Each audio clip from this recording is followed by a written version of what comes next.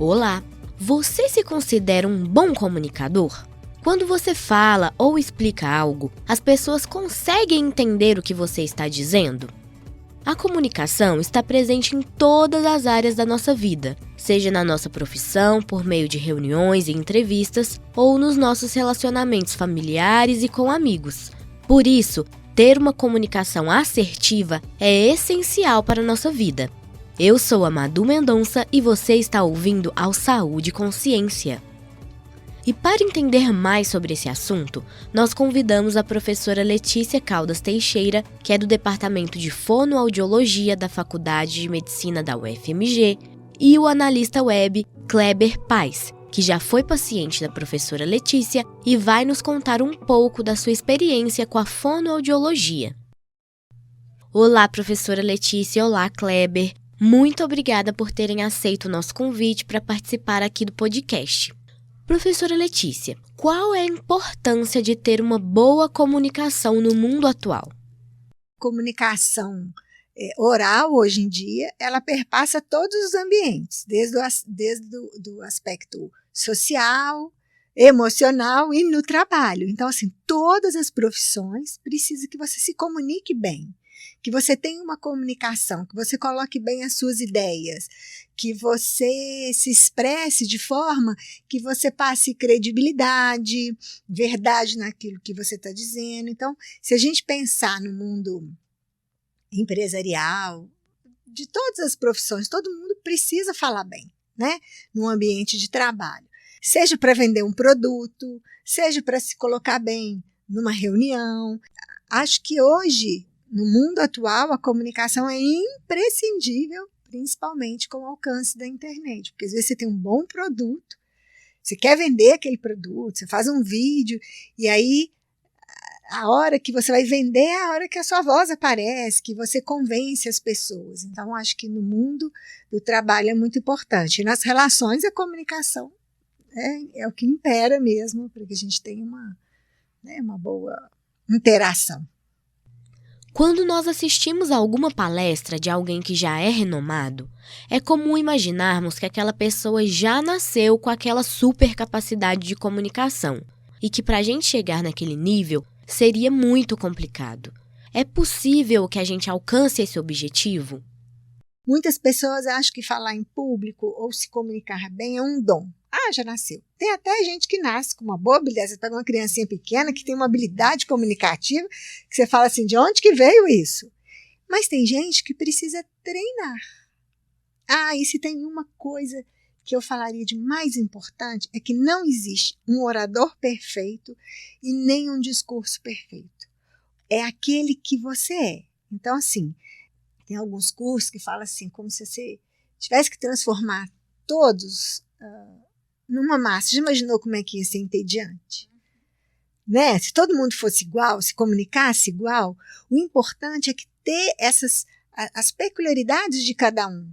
Tem gente que é mais solto, tem gente que é mais reservado. Então, é otimizar a sua comunicação, mas sendo você mesmo.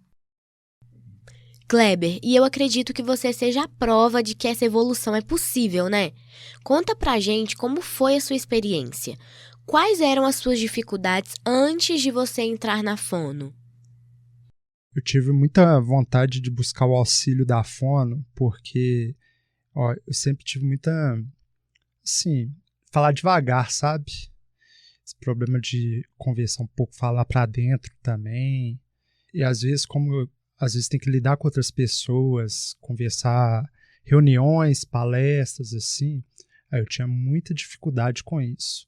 Além de, a outra coisa que eu gosto de fazer também é fazer vídeos. E para fazer vídeos, a voz é algo muito importante. Aí quando vi essa oportunidade da fono, e quando cheguei lá gostei bastante e vi uma melhora. Tive uma grande melhora, assim. E o que você acha que mudou após o acompanhamento com a fonoaudióloga? Eu acho, assim, para quem, tanto para a área profissional e pessoal também, ajuda bastante. Claro que o foco é mais na área profissional, você vai perceber bastante, assim, igual eu percebi. caso tiver uma reunião, se trabalhar com a voz, não só para quem trabalha com a voz, porque às vezes a pessoa acha que tem que, igual você faz a rádio aqui, é importantíssimo, mas para pessoas que trabalham em outras coisas também, eu também acho importante, porque você vai conseguir se comunicar melhor, explicar as coisas de uma maneira melhor para outras. Então, acho que é muito legal em várias áreas assim. Professora Letícia, e no caso do Kleber, ele se incomodava com a fala lenta e etc. E aí eu queria saber, diante da sua experiência no acompanhamento fonoaudiológico, quais são as dificuldades comunicacionais mais comuns? Pode ser, às vezes, um problema na fala.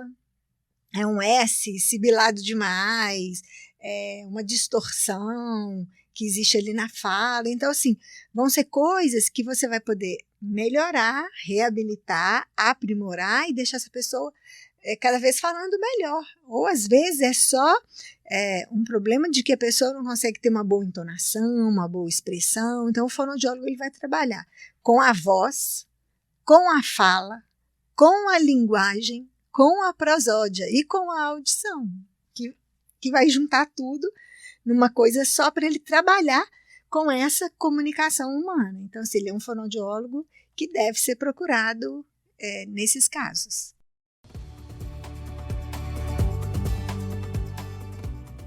Eu acredito que um dos maiores desafios na comunicação seja a fala em público. Muitas pessoas ficam inseguras nesse momento, soam as mãos, gaguejam. Mas, professora Letícia, quais são as principais orientações para quem passa por isso?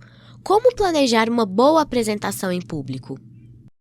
A primeira coisa é que eu tenha um discurso muito interessante e coeso. E que eu tenha princípio, meio e fim.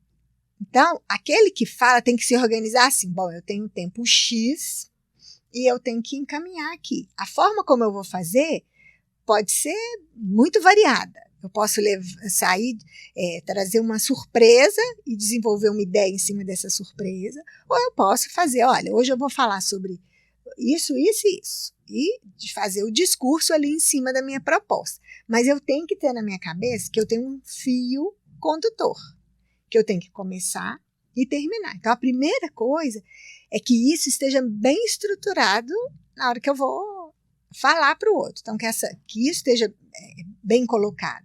Então, que haja ritmo, colorido nessa voz, uma boa articulação e essa organização. Professora, e no caso dessas apresentações, também é importante que eu me preocupe com a minha vestimenta? Primeira coisa, eu tenho que ter o que falar. É a linguagem. Então, eu tenho que saber, eu tenho que ter alguma coisa para dizer. A minha ideia. E essa ideia vai ter que passar para o outro. Eu tenho uma boa voz, uma boa postura, uma boa presença.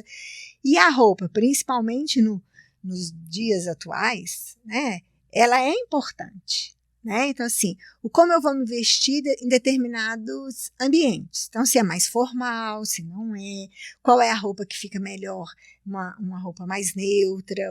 Mas o que a gente, às vezes, valoriza um pouco é assim, que a roupa nunca chame mais a atenção do que o discurso. Porque ali, no momento que você está falando, você quer que todas as atenções cheguem para o que você está dizendo. Ela não pode concorrer, então não pode ter uma pulseira balançando, um cabelo caindo no rosto. Então, assim, tem que te representar, tem que te favorecer. Quando nós estamos nervosos, é comum que a gente fale muito ou tipo assim. E aí, professora, eu queria saber se existe alguma técnica para evitar esses vícios de linguagem. Exatamente, é um vício de linguagem. Então, muitas vezes a pessoa coloca isso para ela se autoafirmar. Então, estou conversando com você e falo, tá entendendo? E aí eu vou continuar, tá entendendo? E eu coloco esse está entendendo, não é nem para... É um vício de linguagem, mas ele está significando ali alguma coisa que eu estou te pedindo um feedback, um reforço, só que isso vai aparecer como um ruído. Ou alguém que fala tipo assim, recorrentemente. Hoje a gente vê juventude, né? Tipo assim. Primeiro é você reconhecer que você faz, e porque tem gente que faz demais. Então, esse reconhecer que isso está acontecendo é importante. E substituir por uma pausa.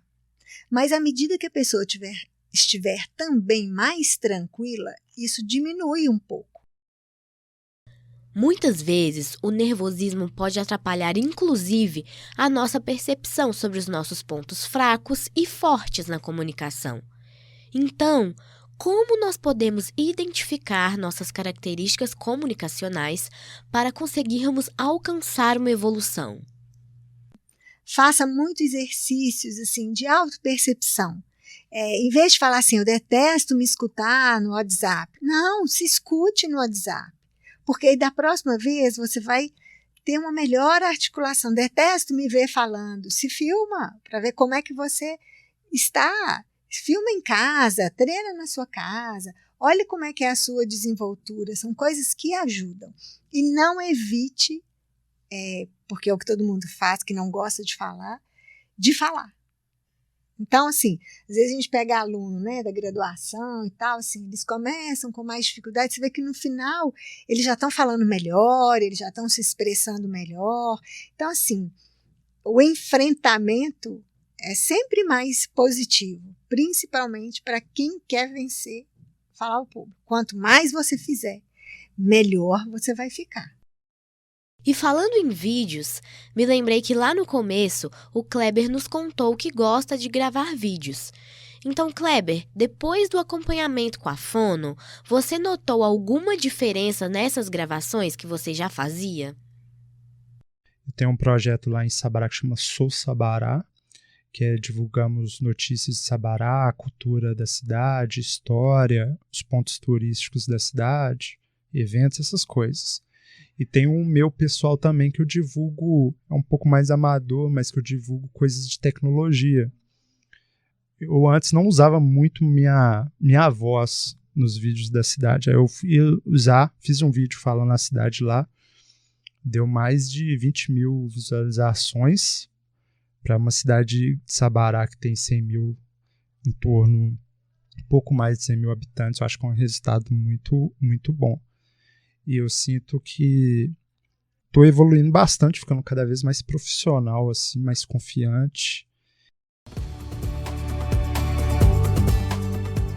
Mais uma vez, agradeço a participação da professora Letícia Caldas Teixeira e do analista web Kleber Paz. Encerramos aqui mais um episódio do podcast Saúde e Consciência. Mas não deixe de participar com a gente por meio de comentários, dúvidas e sugestões que podem ser encaminhadas para o nosso WhatsApp. O número é 031 98576 0326. E siga o Saúde e Consciência no seu agregador de podcast preferido e ative as notificações para ficar por dentro de tudo que nós postamos. Essa é uma produção do Centro de Comunicação da Faculdade de Medicina da UFMG e o episódio de hoje foi realizado por Alexandre Bueno. Eu sou Madu Mendonça, informação é saúde e até a próxima!